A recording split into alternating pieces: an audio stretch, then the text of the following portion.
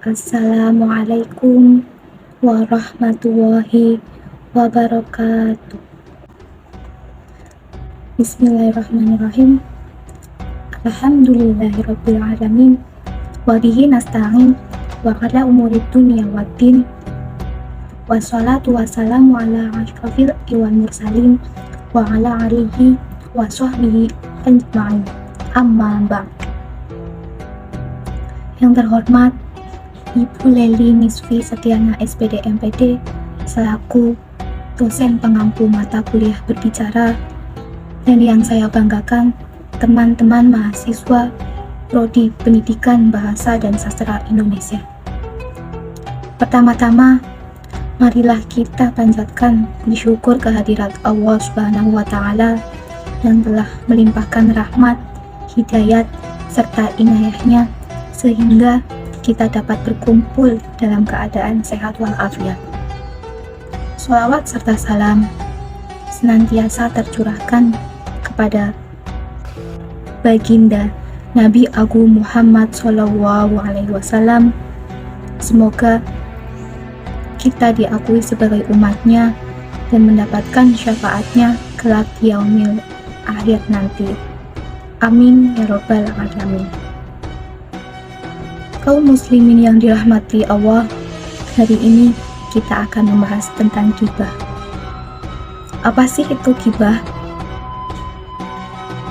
Ghibah atau menggosipkan tentang orang lain itu sama saja seperti makanan basi, tidak enak dimakan dan membuat perut kita sakit.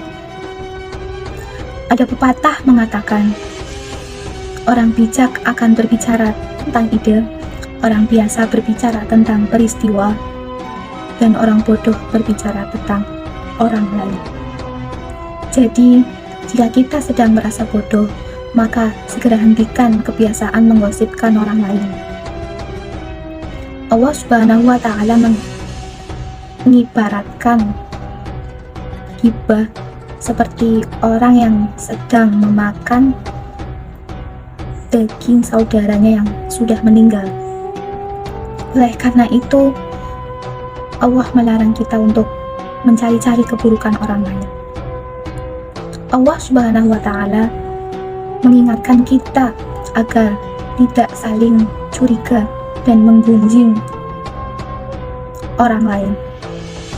Dalam Quran Surah Al-Hujurat ayat 12 yang berbunyi, Bismillahirrahmanirrahim. Ya ayyuhalladzina amanu tanibu katsiran minadh-dhanni inna ba'dadh-dhanni ithmun wala tajassasu wala yahtam ba'dukum ba'dha ayuhibbu ahadukum ayyakula lahma akhihi maytan fakarihtumuh wattaqullah Innallaha tawwabur rahim. Artinya, hai orang-orang yang beriman, jauhilah kebanyakan purbasangka atau kecurigaan, karena sebagian dari purbasangka itu dosa. Dan janganlah mencari-cari keburukan orang, dan janganlah menggunjingkan satu sama lain. Adakah seorang di antara kamu yang suka memakan daging saudaranya yang sudah mati? Maka tentulah kamu merasa jijik kepadanya. Sesungguhnya Allah Maha Penerima Taubat lagi Maha Penyayang. Pengertian ghibah juga dijelaskan oleh Rasulullah SAW yang diriwayatkan oleh Abu Daud. Dari Abu Hurairah berkata, Rasulullah pernah mendapat pertanyaan, "Wahai Rasulullah, apakah yang dimaksud dengan ghibah?"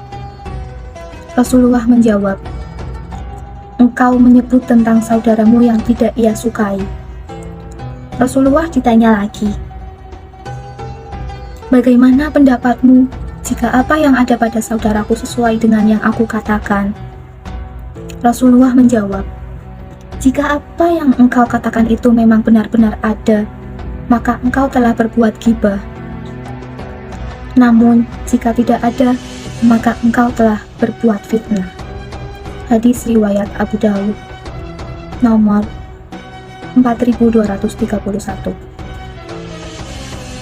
Nah, dari hadis tadi, kita bisa simpulkan bahwa ghibah dan fitnah itu sama-sama perbuatan yang tercela.